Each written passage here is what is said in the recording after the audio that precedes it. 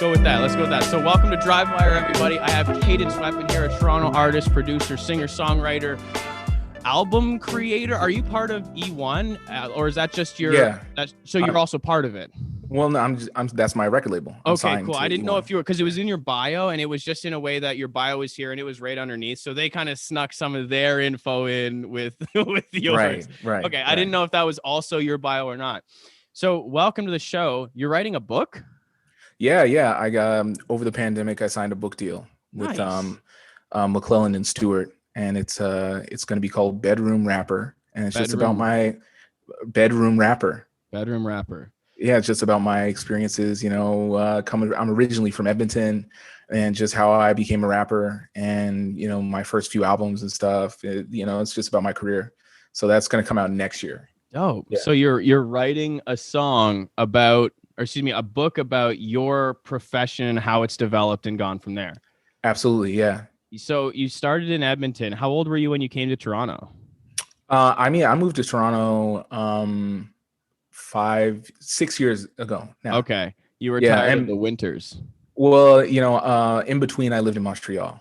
So I got a different flavor of winter that's I think is maybe worse.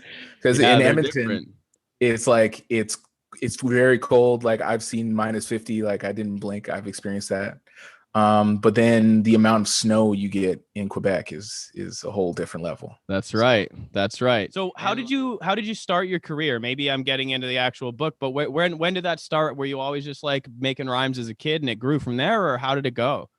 Well, okay, here's the story. Basically, my dad was a DJ. He was a radio DJ in Edmonton, and he used to play rap and funk and reggae and all this music. And he kind of introduced rap music to Edmonton.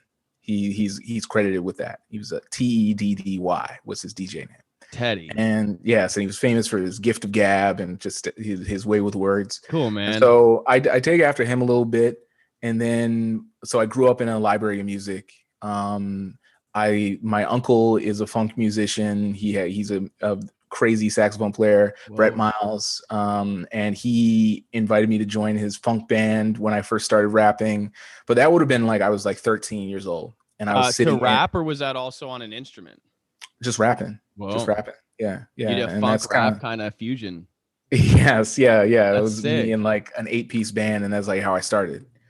But then I really got hyped with the internet. I was going on message boards and rapping with people in Europe and stuff. And like, that's really how I refined my style, is like battling with people online. And then I got into the Edmonton rap scene and met people, but I was still just like a teenager. So like I started pretty young with it. When you interact with another musician and they do something cool and you understand what they did, it's like another quiver in your arrow. You learn from them by hearing what they did. Like even if you get served in a rap battle, you now have that. Yeah, absolutely. Like I feel like I learned a lot from battle. The thing I've learned the most from being a battle rapper though was I knew what I didn't want to do. That's what I learned was, a lot of people were doing back then, rapping like homophobic stuff. Everything was like super sexist, super misogynistic, like really negative stuff. And I never wanted to do that even back then. And it worked against me, like people wanted that. And I was like, okay, maybe this battling thing is not really like, I want to make songs. I want to make music and focus on that. Yeah, that's really cool. You're reminding me of a saying that sounds unrelated, but I think it's related. It's like sometimes you have to live in a house with no closets to know you want a lot of closets in your house.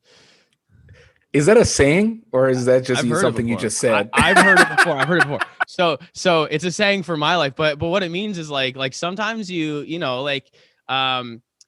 sometimes people who like didn't have a dad or who had like an abusive father, sometimes they're the best parent. Because they're like, shit, man, I know exactly how I should not do this. And if I just flip everything the opposite, and they're really good and they care and they spend time in there. So all I'm saying is you get in this rap battle thing, you realize like, all right, I don't want to call people like names and insult their feelings. Like maybe I'll go ahead in the entertainment side. Like you learned a lot about your path. Yeah, I feel that. Cool, man. That's cool. Okay. See, I'm feeling closets is related. I like your analogy now. Yes. I told you it was related, man. Was there a turning point in your career at all? Yeah, I think one of the biggest ones was just when I originally got signed, and that was just off the internet. Like I had some songs popping from this mixtape I made basically. Where actually I'll say you do it all yourself. I did it all myself. Yeah, I Whoa. produced all those records myself. I taught myself how to make beats. Just with this was like back when there was like no tutorials. Like I started out like 2004, 2005 putting out That's records. right. So it was like I was just teaching myself how to use these programs and use like this gear. And yeah, actually the turning point really would be when I went to university. I went to university in Hampton, Virginia in the States. And I went there for journalism actually. And you know, I was doing well. I liked it, you know, but I just had this like draw to, you know, I needed to put out my music that I was working on. I was like obsessed, and I was really panicked that somebody was going to put out what I was creating before me. Somebody was going to do the exact same thing and I would have lost my chance, you know. The fear So drives you. that was like the big turning point for me. Was I dropped out of university, and my mom was like, she gave me an ultimatum basically. It's like, you know, you've got a year to figure out music, and if nothing is popping by then, you've got to go back to school. And so it worked, and I ended up having a successful music career. And Okay. So you leave school, right? You come home for dinner. Mom, dad, hey, listen, I'm not doing this anymore. They say you have 12 months or get back in school. So what does a young Rolly Pemberton do? Oh, well, at that time I was just like, well, I believed in myself a lot. I knew that the music was unique. I knew there was something special about it. I had a good feeling about it. And my first thought was like, yo, let me get a show. So my uncle connected me with this venue, Sidetrack Cafe, and we played a show together. It was my first solo show. I did that right away.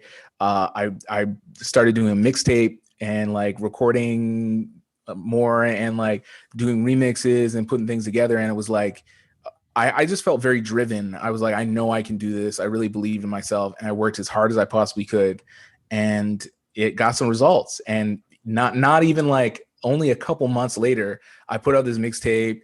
It gets reviewed on Pitchfork, and you know, I started getting all these like mail order sales for these CDRs that I'm making and stuff. And it's suddenly I'm getting label interest, you know, from multiple labels. And then I signed with this small label in Toronto, and they're called Upper Class Recordings. And that was how it all started. Really. And you were in Edmonton at that time. I was in Edmonton, and they were based in Toronto. But they saw you were selling a few records and they had some interest. Yeah, and it was just like online, I was developing a lot of buzz. I was really good with the internet. You know, probably still are. I definitely am, but it's like before, like that was more common as an artist. You know, like I was able to. I had my own music blog back like in like 2004. You know, that was like pretty popping. Like I had a lot of readers, and it was to the point where people knew my blog before they knew my music. So it was kind of like I was known as like this music writer before I was putting out music. Whoa, the journalism really helped, eh? It did. It did. So I have like several questions popping around in my head. Let's talk about the blog. So how important was it to do something? Because a lot of times what I've found through just the patterns of talking to successful artists who are actually having traction, it's like the music has to be good and it has to have a certain amount of talent, but almost always there's another skill that's right there with it that like injects them. So you get your flavor. Like if you just have one skill, you have one skill. But if you have a set of 2 or 3 skills, that's what makes someone unique. Like for you to be writing a blog and then having your music skill, but for me to have music skill and be speaking, like it's a different layer, right? And if you add a third one, almost you can make yourself unique in the whole entire globe from that. Yeah, and it's also like being able to like have those things all work in harmony with each other and integrated within your music, right? Sorry, I was just gonna say, how did you set up the blog? But I want you to continue on that, integrated with your music. Yeah, well, the blog. Okay, let me put it this way. At first, I was writing. I emailed Pitchfork, and I was like, "Listen, I want to do reviews for you guys." And I sent in a review, just cold called out of nowhere, and they accepted it and published it. And for a year and a half, I was writing reviews for Pitchfork. So I was like one of the early rap reviewers for Pitchfork when I was in university. And I was like 18 years old, right? And you did it pro bono, man. You did it without like, no one asked you to write the first one, but you did, and then it got accepted. I'm starting to put it together. Okay, so from there, where'd it go? That's like a big thing in my life is like I'm a good self-starter. I would put it that way. You know what, man? Like that's Yeah. such a valuable skill. Like how many artists you meet at, they find out you do a radio show. I want to show you my music. Is it released yet? No, I haven't released it. Why? I want to perfect it first. Like you're signing your own death warrant in the music industry if you do that kind of stuff. But for you, you're almost doing the opposite. You're like, I don't even know if they want this article, but I'm going to write it. And you know what? If Pitchfork says no, I'm going to send it to this one and this one and this one, and it's going somewhere. It's going somewhere, but you can't do that unless you write it. So you're a self-starter. Where'd it go from there? You get the first one published. Yeah, so I did that I kept reviewing albums. I was in university. I was making music at the same time, but then I was writing this blog, and yeah, it was crazy because I was doing all this stuff at the same time. It was a busy time for me. But yeah, when I got back to Edmonton after, I dropped out of university, then it was like, okay, let me focus on this record, and I was obsessively focused on it. Whoa. And within a few months is when I got the record deal. That's really smart. That's really smart. Yeah. So at that time when you dropped out, I'm going to guess you had been basically avidly building your blog for, I'm guessing here, like something like 12 months. Yeah. Around that. Yeah. That's really smart. I don't know if you knew what you intended to do that. No, not at the time. Distribution channel for a year before you drop something. Like that's really clever. And then you're like, because like I call bullshit on that. It only took you 2 months, but now I'm seeing that it didn't. You actually just were building this for a year and a half or two. Like, you know what I mean? You're already building, and then you put something else, and the timing was that's a good point. Well, it was like, I wasn't even really conscious of the fact that I was setting up for the future. Right. But it was like, through my blog, I'd met all these other music journalists and I knew all these other bloggers, and I ended up getting my song Oliver Square on this really popular blog called Flux Blog.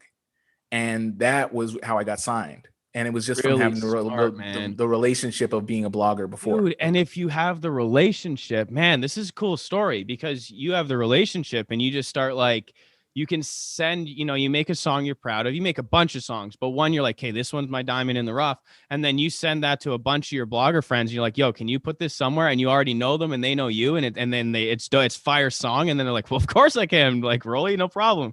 What are we calling it? Cadence Weapon? Okay. Yeah. But that's the thing nowadays, that kind of thing is more rare because everybody's trying to do it and it's super saturated. And I feel like now the way I change things for myself is like, I try to diversify things in a more unique way. Everything I do is all about being innovative and trying to do things that people haven't done before. And for instance, I have a Substack newsletter. I think I'm one of the only artists who has done this yet.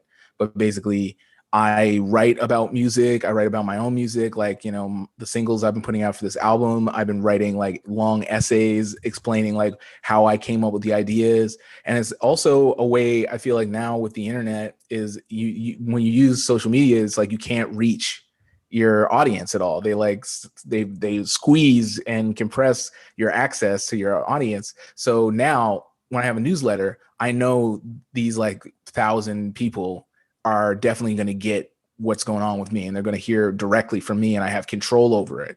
Like, social media and the image of the band is like you're genuinely, legitimately setting up real and bona fide relationships in the mind of your listener. Not like it's not from you. Like one of the people, I think it was Ziggy Alberts from Australia, he was talking to me and he's like, Carter, like I had this person come up and they were breaking down my set gear with me after and they just told me all this crazy stuff about their life that I didn't even need to hear, but they just broke down and told me all this shit. But it was like, but Zig, it's because they feel like they know you because of your online presence. Right. And so what you did, like, I love this, man, capital LOVE, because you're writing these long forms. And a lot of artists are afraid, like, oh, what does this song mean, Carter? And then the artist goes like, well, what does it mean to you? But I think going the other way and being, this is exactly what it means. If it means something else, great. But this is my story, and allowing someone to peer in. You go from having like a superficial acquaintanceship to like a big time relationship, because they feel like they might not be, but they feel like they're inside your life now with this extended reach, and to go direct to them through their inbox, man. You're thinking, dude, this is clever. How do you come across these new ideas? Or are you just like, how can I do it better than everyone else?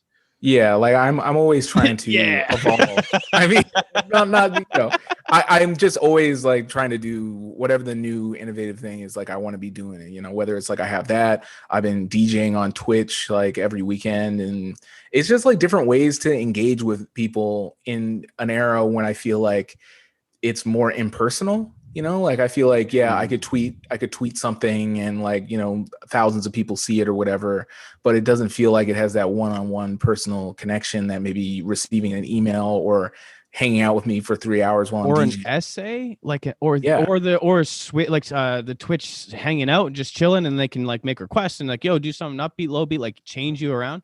Mm-hmm. That's cool, man. And what it does is it says sort of like the music is the spearhead. It's this little tip of the spear. But then when of those people who hear it, those that like it, some of those will want more and not just music from you. So then you're saying, well, here's 7 or 8, it sounds like, or maybe 3 or 4 different ways that I'm providing like Rolly Pemberton as Cadence weapon and my ideas and my opinions and my access. And this is me live, and this is me jamming out, and this is me with, you know, produced actual albums, and here's my shows. Yeah, no, that's the thing. It's like I feel like also in this day and age you have to diversify because you know you can't really rely on Spotify to just like you and really want to put you on a bunch of playlists or you know just people And it who doesn't pay shit. it doesn't pay, but it's also you don't want to rely also on just only your old fans because you know I've been around for a while even though like I'm a younger person. I've been around since like 2004 2005, and it's like those old fans maybe like aren't listening to my music anymore like or don't want to engage or whatever, and it's like you got to like find new ways to keep people excited with what you're doing. 100% you do, man. And you and like basic marketability, right? Like if I didn't, now forgive me because I don't know how much different this new album coming out. Has it been released yet? I had it written down, but my book's across the room and I'm afraid to like leave the camera. So like It comes out April 30th. yes, end of April. That's so sweet. So like 23, 24 more days. And I heard like a couple of the songs and I'm stoked for it. But well, like just to your point, if you change something, like maybe you do make a move that's more energetic and political and politicized, but then that loses some people because they don't want to hear, like they want to just listen and chill out and not feel angry or whatever. Right? You know what I mean? But then you might lose that. But then at least hopefully you're getting more and more and you're growing more than you're losing. And that way it's building and building. I think it's a thing also just over my career. I think people who follow me, they know I'm always going to do something a little bit different. Like all my albums sound a bit different from each other. Good. But it's like, I think they trust me to at least I'm going to do something interesting. At least I'm going to push boundaries. You know, maybe they won't agree with everything I'm saying, but that's not why I make music is not to be super agreeable and make easy listening. I would make elevator music if I was a You know what? Again, another analogy that might be unrelated, but my brain just works like that is it's kind of like a magnet. Like if you have a really shitty magnet, it's not going to attract anybody, but it's also not going to repel anybody. But if you have a strong magnet, you're going to attract half a lot and you're going to repel half a lot. Like as just personality, man, some people get around me and they're like, this Carter guy's an idiot. I never want to be around, right? Serious. But I have other people who are like asking me like, dude, even if we move far away, like we got to stay connected because I just like how you think, man. So like I just made the choice to be controversial and let people sift in or out because for a long time I was like bland, like just regular white bread, no butter, and people didn't know if they could come in or out. You know what I mean? You know what I mean? Yeah. You know, I've always said it's important. I'd rather be polarizing than to be able to be ignored. Yes. You know, like that doesn't like I don't want to just be like middle of the road. That's a great way to say it, man. Loud, yes. Like you got to pick one side or the other and make your stand known. And the people who agree with you and are like you, they will sift into your life. You have to have faith that they'll do that.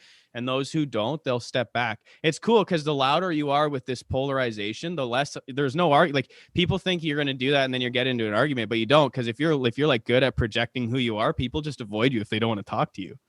Right. No, exactly. Serious. Exactly. Like it actually makes life easier that way, setting the boundaries. Yeah. No, yeah, I agree. Man. That's dope. That's dope. So where do you see yourself taking your career now? Like you said, you've made these changes. You have the Twitch streams. You have you're still writing blogs? Well, yeah, I got the newsletter. That's I've got the email newsletter. And you're doing that direct to your email base. Yes. And they're signing Yes. up at your website, which is what? It's cadenceweapon.net. .net. All right, Yes. cadenceweapon.net. I love it. You're saving the Yeah. Rolly Pemberton for when you do like the funk jazz throwback. It's such a good Yes. name, man. I read that. I was Yeah. like, whoa, wicked No, name. people always tell me that. Yeah, no, Yeah. I like my name too. You Yeah. know, well, it's actually the meaning of Roland, which I believe is Danish or French, like Okay. Roland. Sure. It's European. It means famed one. Okay. So you were destined for this. Yeah, so it's like, I make records. It makes sense. I swear, whenever I see keyboards, I feel like they're just calling out to me. That's right. And when I see that name on them, I'm like, Big time, yes. man. Yeah. Do you play instruments as well? You must if you're producing. Yeah, I do a little bit, just mainly electronic instruments Sure. though. Like I use drum machines and samplers and synths and stuff. Hey man, there's nothing wrong with that. I'm not like one of those guys who's like, oh, like anything in the box doesn't like, nah, if it sounds good and you're making cool music and you know the theory, who gives a shit, honestly, if you can play it? Like, well, it's like I didn't even know the theory when I made my first 3 albums. I don't know. I couldn't read music, but I was making records that people were listening to. So yeah. I feel like it's really about your ideas. Big time it is, man. And there's nothing better. Like I relate to music in a way that I'm not trying to make songs. I'm trying to express my emotions at the time. Mm-hmm. So when I get given a guitar and people find out Carter can play a guitar and there's a party and everyone puts you on the spot because that's what they want to do, I'm fine with that. But nothing's cooler to me for people to be like, dude, where did you learn that song? And I'm literally just riffing on the spot, making stuff up in front of them, and they have no idea. And I'm like, I've known it for a long time. But then they just think that it's a song that you've practiced over and over because you're just expressing through the vibe. Yeah, I dig that, man. I really like that. Hell yeah. Yeah, brother. How have you been for COVID? Like, have you you got a book deal out of the whole thing, so you're doing better than most people I talk to, but how have you changed anything else about what you're doing? I mean, a lot has changed for me. I'm typically a touring musician, right? And so playing shows has been out of the window. I'm not really that interested in live streaming personally. Like, I don't think it's very vibey. Yeah, the Twitch is good. I've been DJing on Twitch, but I mean, I really want to play some shows off this record, and hopefully I'll be able to do it later this year. But that was a big, major challenge for me, was just typically that's my main source income. Yeah. And so I had to change it up. And, part of that is getting a book deal. Part of that is, it was like also good timing in a weird way for me too, because I feel like being able to be isolated and really focus on my music has really helped a lot. Just making this record was just, I don't think I would have made it as quickly as I did and turned around and been able to make something that's as vital and really of the moment. Had I been touring all the time like I typically am, or, I'm having my life interrupted all the time, I get it, man. And there's like a creative purity. Mm-hmm. There's a creative purity. If you have the time to spend it, like to just do it how you want to do it, that's pretty cool. Yeah, no, I'm really, but to me, it reminds me of when I did my first record, because it's like, I feel like I'm back at my mom's crib, like in the, in the attic making beats again, because it's like, I'm just got to stay at home all the time. And it has been really nice because I've had a lot of time to do research, and I've read just dozens of books this whole time. And I feel like I'm learning and evolving and just getting more vibes. My producers make fun of me for showing my guests around the room that I'm in all the time, because I do with my guitars and everything. But you mentioned reading a ton of books, and I love that. So I always pull out themes from people. And one of them that I haven't really mentioned enough on Drivewire is like, just like continuous learning. So yourself, Sam Roberts, Marshall, formerly with Walk Off the Earth, but now is self-titled Marshall, like Ziggy Alberts, these guys, they all have provided me with the vibe of just like continual learning. Bless you, brother. But check this out, man. Oh my goodness. Oh, I love it. I'm in love with just learning to get better, man. Learning how to market, how to be online, how to build a brand, how to connect with people, the relationships, like that. I mean, that I love to learn. Just inherently, I just always love to learn more. Anytime I get into something, I try to learn everything about it. And what I always tell new artists too is, you want to be an expert in your field. So for me, I wanted to know everything about rap. And, I read every magazine, like when I was growing up, like The Source, XXL, like Vibe. I was all on every website. I listen to all the underground rap. I listen to every record that came out. That was, when did you start doing that? I started doing that when I was a teenager, when I was like 13. And Yeah. also I worked at a record store too. So that And you're helps a lot. how I old work now? I'm 35. Yeah, that would help a lot. That would help a lot. So you have, what's that, 18-ish years, 18 years of like, no, a little more than that, right? 30. Yeah, more than that. Yeah. So, but still, that's 22 years. And so that's one of the things that I say on the show again. And I love that we're pulling all these themes out, is it's never overnight. For you to say mom gave me 12 months and I did it is like, yeah, but that goes against my rules. But you're saying, no, I've been like addictively reading and just stuffing this knowledge and taking home like a record boss. I'm going to borrow this one. I'll bring it back. No scratches. And you kind of like get this all in your head. So now what's happening is not so much, I bet it doesn't even feel necessarily like you're trying, but more like you're releasing this pent up like energy kind of in the head. Absolutely. Yeah. No, that is, it's like a major release for me. You know, it's like I learned, that's where it all stemmed from. Like on my last record, for instance, that's about to come out. I was really, it's good, by the way. I like it a lot. I listened to some of the wordplay, and I thought it was, particularly in Senna, I listened to some of I really sat down and tried to get what you're saying, and I like it, man. It's a good song. Thank you. Really good song. Yeah, no, it's like I try to get really deep and dense with the wordplay and get really creative. And I feel like over the pandemic, I had so much time to do research and learn and think of new references, new concepts, new ideas, and new ways of presenting the vocals. Like, it's just a constant study for me. It is, man. And there was an interview done in the early 20 teens with Slash, and someone it was cool. They were on like Big Throne, and this guy asking him questions, and one dude was like something along the line of like, how did you get to where you are? And he just kind of said, I was never satisfied with where I was. He's like, I always tried to make the next song maybe a little bit more melodic or a little bit more catchy or a little bit more this or that, or I just never wanted to stop evolving. And you're giving me a very similar vibe to that of like, dude, I just wanted to get better and better and better.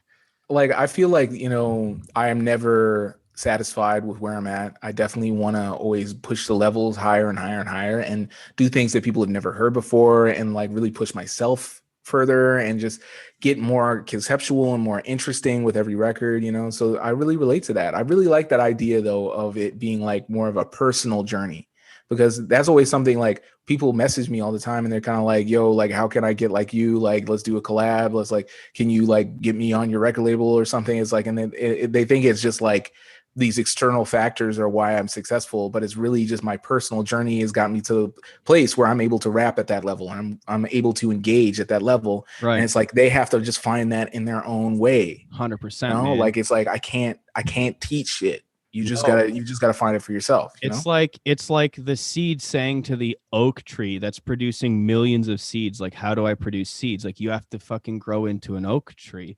And like, and what I love that you have done, and I'm just pointing it out. You got so many analogies, man. You're like Confucius. Dude, my mind is like, it has a map of how things work in the universe, and like the universe is fractal. Like, you have it's dope. Another tree, and then another tree, and branches, and then when you get into the leaves, they all do the same thing. Yeah, God uses the copy and paste button, man. So then when you find the patterns, you find the patterns.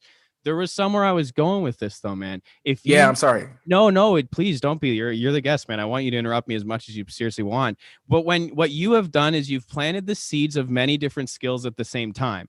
And now you've gotten yourself with not just one skill, which I love. You've gotten it with the writing, with the blogging, with the, like, on a certain level, marketing, like getting the emails in and building a website and having your visuals have gotten better.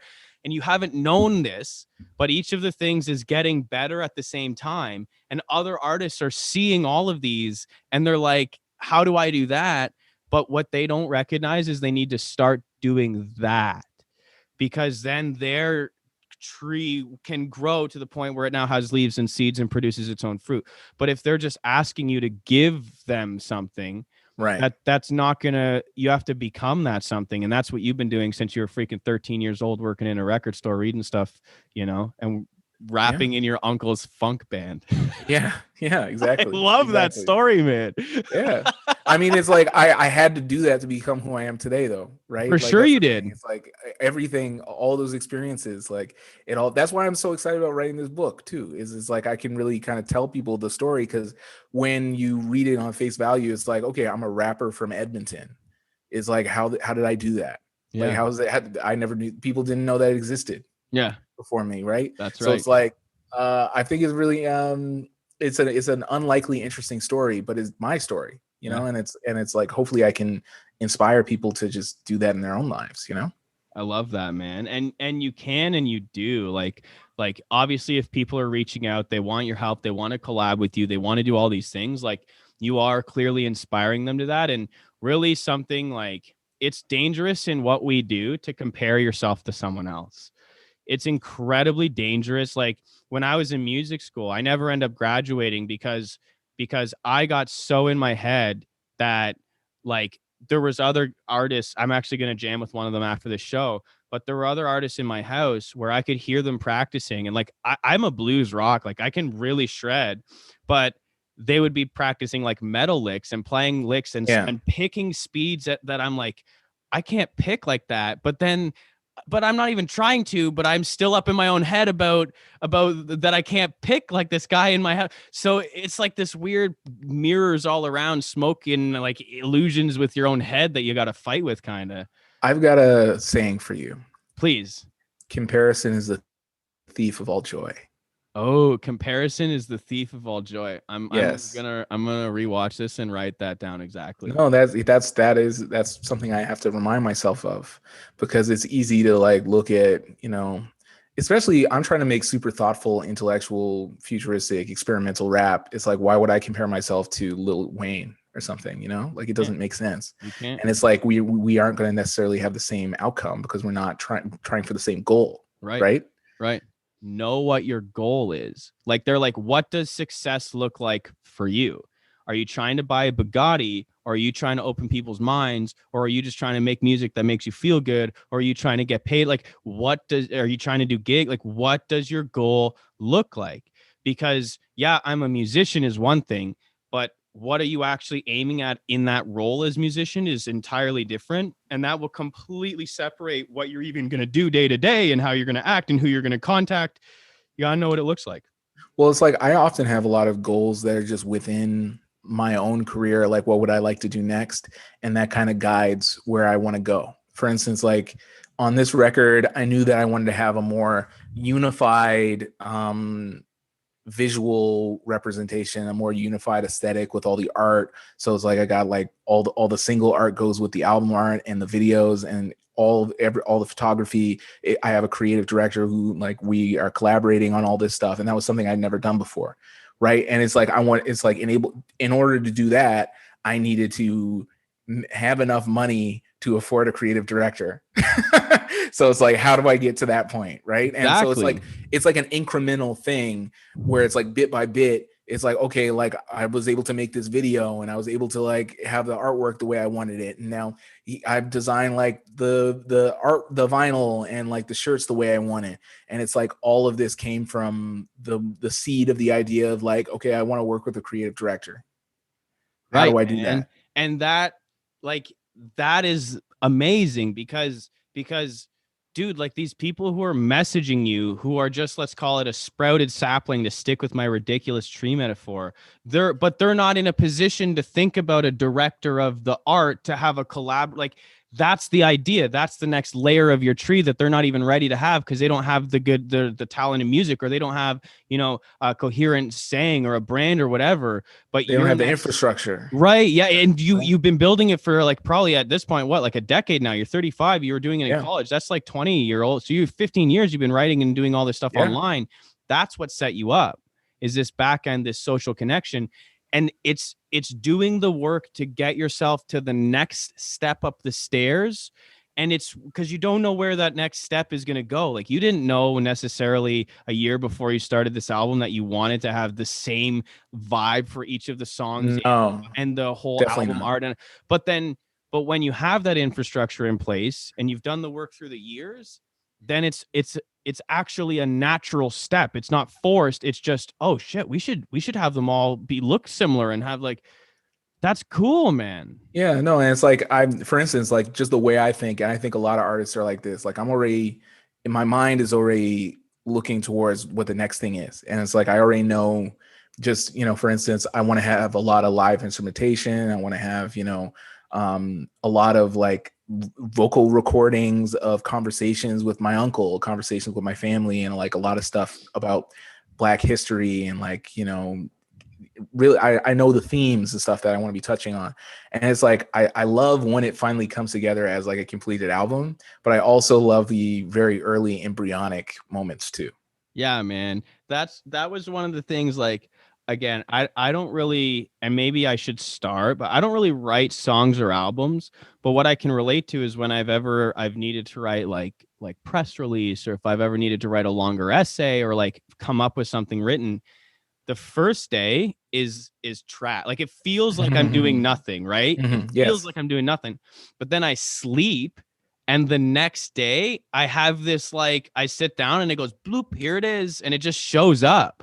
It's like the coolest. But day one, like that's where a lot of artists on day one, they get frustrated because they feel like they're doing nothing, but they're not giving their brain time to catch up to the demands.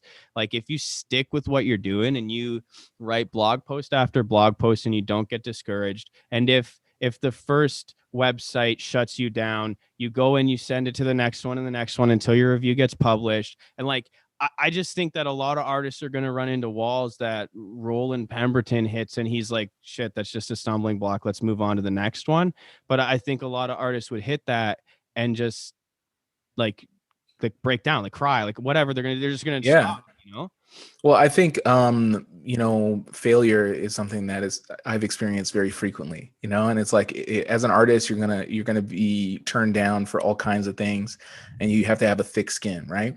But then I feel like those days where it feels like, okay, I literally did not do anything productive today. This was a completely wasted day. It doesn't exist, because the whole idea is that, like, maybe here's what my experience writing the book is there'll be certain days where it's like I'm just shredding. I'm like so many words. I'm doing like 2,000 words a day. I'm like killing it, Yeah. right? And then there's some days where it's like I can't write for the life of me. But the thing is, those days maybe I'm organizing other stuff I've already written. That's right. Or maybe I'm just like organizing things in my mind, or maybe I need to like just read over things and really make sure my concepts are as tight as I want them to be. And it's like there's never a wasted day, and every day is different. As an artist, like every day is different, and you just got to like take things as they come and just I try to have a very even attitude with things. I try to never get too high or too low, and it's like if I have an opportunity that's going to come and might be like a huge, really lucrative, great opportunity, I don't like get too hype about it, because I've seen these things, like, they don't happen. So when they do happen, then I'm like, oh, that's nice. Right? Yeah, That's like man. great. But and it's just another thing that fuels you to continue working. 100%. And the cliche saying about success is like, failure is the stepping stone to success. But it's a cliche for a reason. Like it's like we as artists are going to fail 10,000 times more than we succeed. There's no question about it. And then, but if you graduate with honors from Harvard, no one asks you how many freaking tests you failed. They don't. You get nominated for a Juno or a Grammy or whatever, or you get a sync license and you have a song that's in the NHL, or like anything. No one goes, hey, how many sync licenses got turned down? They don't ask you that. Right. But we sometimes look at our own failures. Exactly. Yeah, I think that's the thing, is like fixating on your own failure is not really productive, especially you're going to experience a lot of highs and lows. It's not steady, like, in any way, being an artist. And it's like the income is like very inconsistent. And it's just so much about it is like you have to be flexible and you have to be creative in so many different ways, not even just with the art, but in how you are presenting the art and how you're going to maintain your status as an artist, because that's something I read this really great book. I recommend you should check it out. It's called The Death of the Artist. And it's all about just being an artist in the tech era. And the author, he writes about this idea where it's like, what does it mean to be a successful artist today? In a lot of people's eyes nowadays, to be a successful artist is, you're plugging away for years and years and years. You look around, all the artists you started with, they're gone. And you're still there, and you're still able to make art, and you're still doing it. That's it. Success is being able to do it in the first place. So many people aren't able to do it as a living, That's right. That's right. And what are some things that you've done that have helped you actually? I guess we've really actually delved into that in terms of what has helped you do it as a living is going to be like really for you, this unique infrastructure that you've set up through your habits of just writing and developing a kind of foundation online. Mm-hmm. Yeah. And really getting into a thing where it's like making just music isn't enough. I think, you need to really elaborate on why people should care, and it's like whether you're really good with social media, maybe you're really good at getting really cool photos of yourself, or you're like really good at writing tweets or whatever, but there's got to be some other like value added, and that's what, like, for instance, writing the newsletter is like, I feel like, I put so much time into researching the stuff that I rap about and all the concepts and everything. And I want to bring people into that process because they see it's a process. It isn't just me, pumping out some tune to put it on Spotify and like hopefully get a million zillion streams or whatever. It's like, that's not like the point of what I'm doing. It's like, I'm trying to do something that's really meaningful, that's going to outlast all these platforms. That's right. People don't understand. That's really my ultimate goals. Is like, I'm not making anything for right now. I'm never making anything for right now. It's all about, I want to outlive these platforms. I want to make timeless music that is very meaningful and significant to people for years and years. Yeah, man. I love that. And we talk a lot within the Drivewire meetings. We talk a lot about, like, if we're doing the work, let's do 10% extra work to get way more value. So an example of that is the Toronto Raptors had like a let's pair partner, and they had this like, you have to submit under 100 words of why we should partner, and we submitted one. But I'm like, why don't we take that submitted thing and then put like our logo on top and then the thing underneath and put like Raptors pick up and blast that, because we already wrote the 100 words and it's well written, and it took us like a day of shooting ideas back and forth. Like, we already did the work. Like, you're already researching to do the songs. Yeah. So why not do 10% more and just write down your thoughts and then blast those out to people and let them read that? And then that's another way that you're connecting with people. So now they're even more hyped. Like, by the time, what I like about what you're doing, man, is by the time you're releasing music, people are like geared up to hear it. They're like, shit, I wonder how this is going to come together in a exactly song. That's really cool. Exactly. That's so smart, man. That's so smart. That's my whole thing. Is it's like, I'm not Beyonce. I can't just like wake up one day and drop a track and have like a zillion people listen to it as soon as it comes out. Like, I gotta like seed these ideas in people's minds and really build some kind of value behind like, why should you spend your time listening to my record, right? 100%, man. And what kind of things do you focus on to do that? Well, yeah, I think it comes naturally to me. It's just stuff I'm interested in, whether it's like writing more extensively about the tracks, or just, I have an idea of like, I'm going to put together a syllabus for the album, and all these like things that you can read after you listen to the record, like read these books, check out these articles, check out these other albums. That's fucking cool. You're going to make a hyperlinked album. Yeah, exactly. Yeah. Cause it's like, we're able to do this now. We have the technology. It's easy. That's like really I'm going to post it on Instagram and stuff, and where you can, and I'll have it on my newsletter where you can click all the links and stuff. And I just love the idea that instead of feeling, so many people who have been artists for a long time, they feel stifled by the way that social media is, and by the way that like technology has affected putting out records. But I see it as like a really great opportunity to like expand. Like, it's like, remember the enhanced CDs? Remember when you would buy a CD and it would be like, oh, now there's like a game on it or something. And then there's like some other, like, there was just some value added thing on it. But, now you can do that, and it's just purely digital. And some people might maybe like know all the other stuff more than your record, but they're going to definitely check the record. That's the purpose of what I'm doing. It's like, by the time, let's say 15 years later, by the time you've done this over and over, I talk to my guys and I'm like, I want to create a labyrinth of content that people who are in can just get lost in for days, and they can just hyperlink themselves around our shit and hear like what all these rappers have to say, and hear what all these business people have to say, and hear what all these rock stars have to say, and hear what all these like marketing people have to say, and it's in different playlists, and it's chopped up in pieces, and then the whole entire thing, and like, and also articles that we write, and if we do like I want to have, because what you've got, like you just said, people literally know you as a content machine, but they don't, it's not, you're not a musician. You're like in all these things, and music is part of it, but then they can literally know you more from not the music, and the music comes in as this piece on top of it that your record label is really happy to partner with. Yeah, exactly. I mean, it's like kind of like how I first started, where people knew me from my blog before they knew me for my music. You know, like that there might be people who know me from like this interview before they, whether like they and they more than they know me for music. You know, that's what, you know, you got to bring something valuable to everything you do as an artist. Absolutely, man. And you've brought a ton of value to this meeting, and I really mean that. And what's cool is that when someone sees this and they're like, shit, this kid from Edmonton who's living in Toronto, who's a rapper, has a head on his shoulders, and then they go and they read some of your other things. And if you deliver enough value from your past work to impress them like 2 or 3 times in a row, you've got a fan.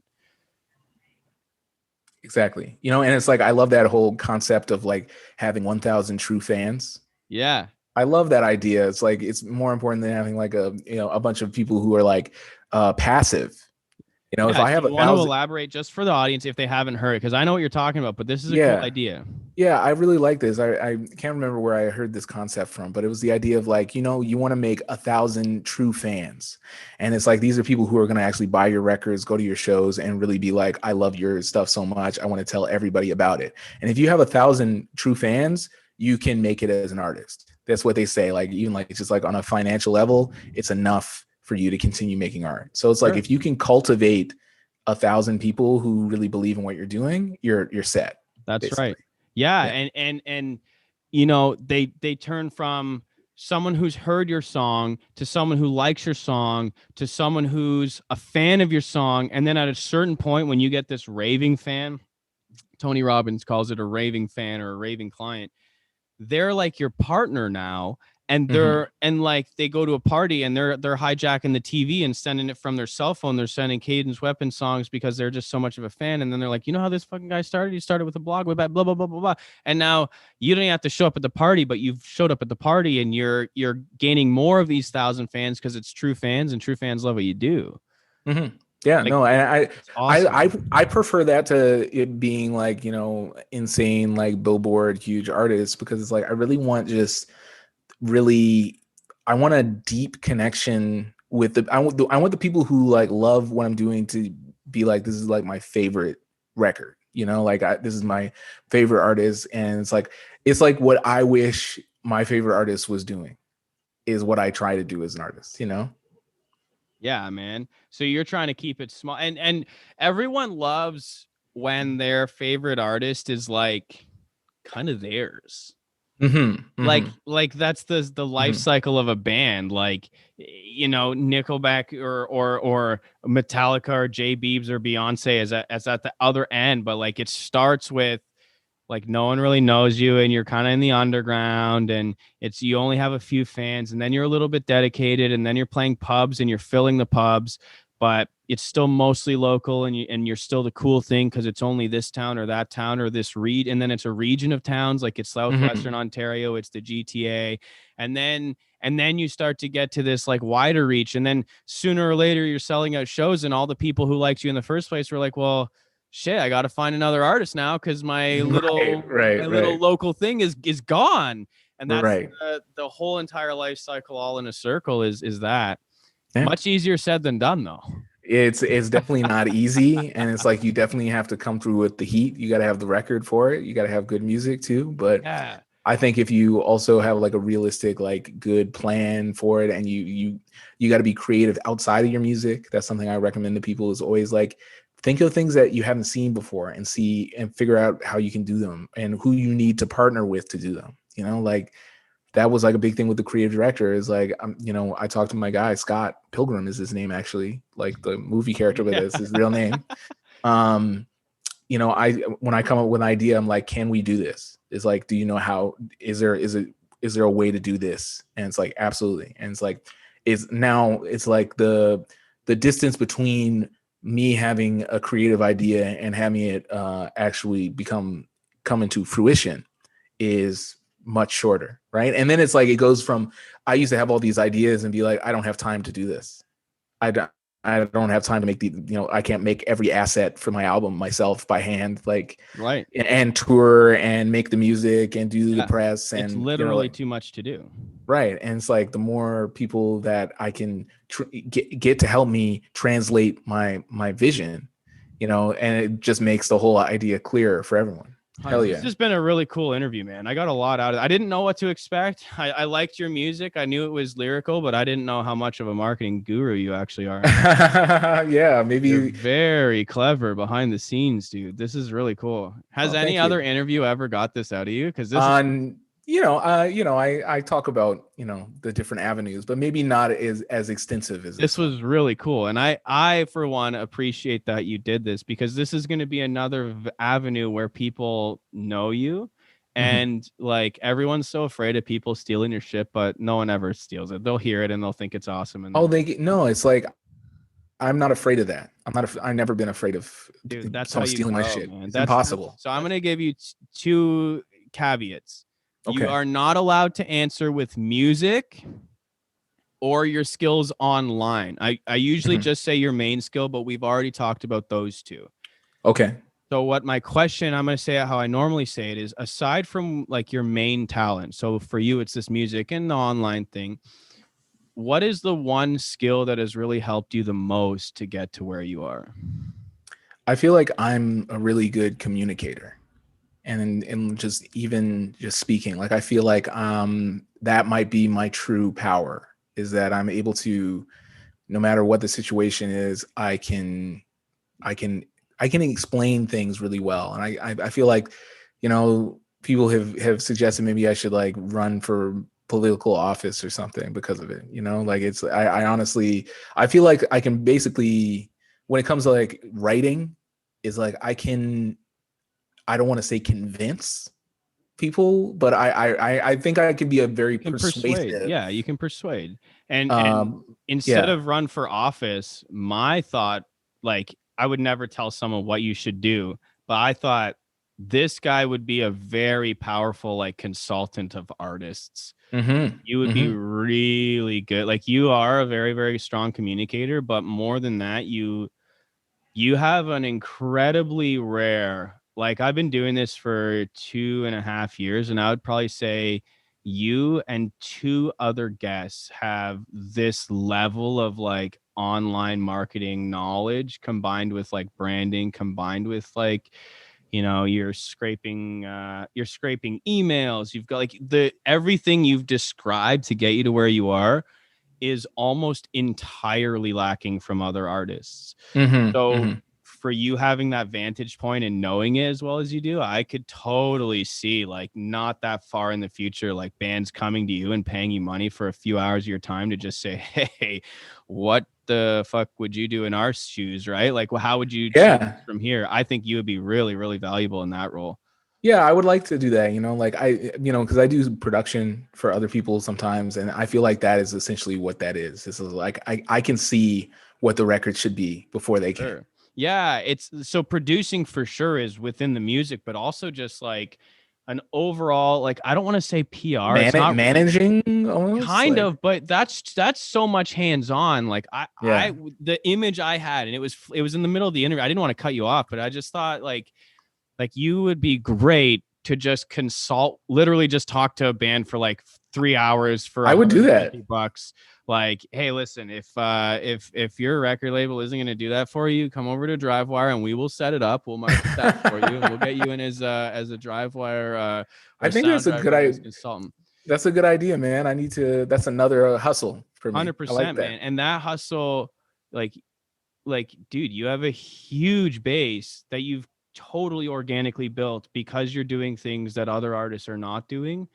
And just that mentality alone is you could share that with people for a couple hours at a time. Like I think a band would pay you $150 to sit down with 3 hours for them to ask you any question and you just answer from your vantage point. And like, you could just take a few hours every week and do that and have a huge, supplement for you. Yeah, actually, maybe I will start doing that. Maybe that'll be one of my. I don't want money. I just want credit.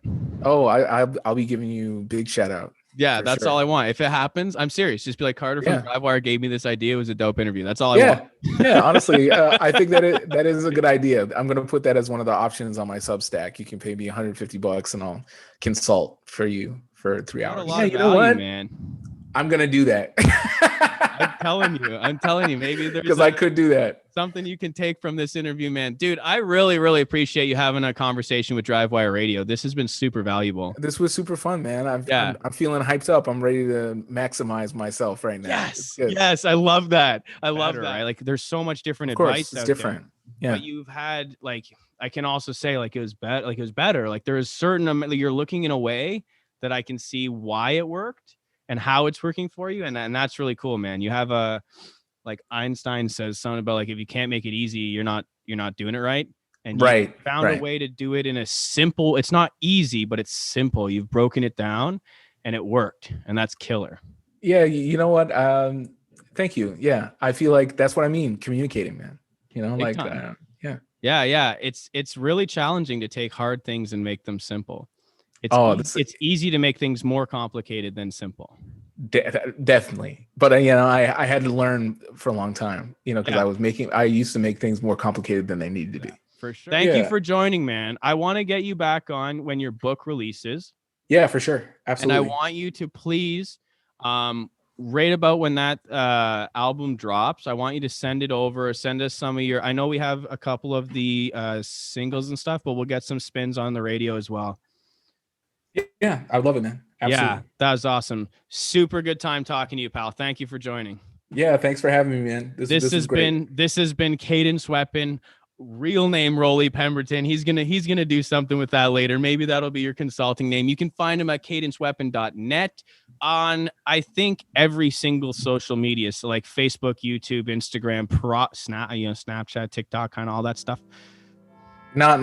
I don't do those to come. Your face was like, yeah, and then it was like, but if you search Cadence Weapon, I'm usually there. But seriously, go and do it. This guy's got a discography. He's been putting stuff out for a long time, and it's different every time, and I like that. It's well written, it's nicely done, and there's a whole entire blog behind it, so you can get lost in his content, which is exactly what we're aiming at on this side. Thank you for joining us. I've said it like 17 times, but I'm really grateful. Thank you. Thanks a lot, man. This was so much fun.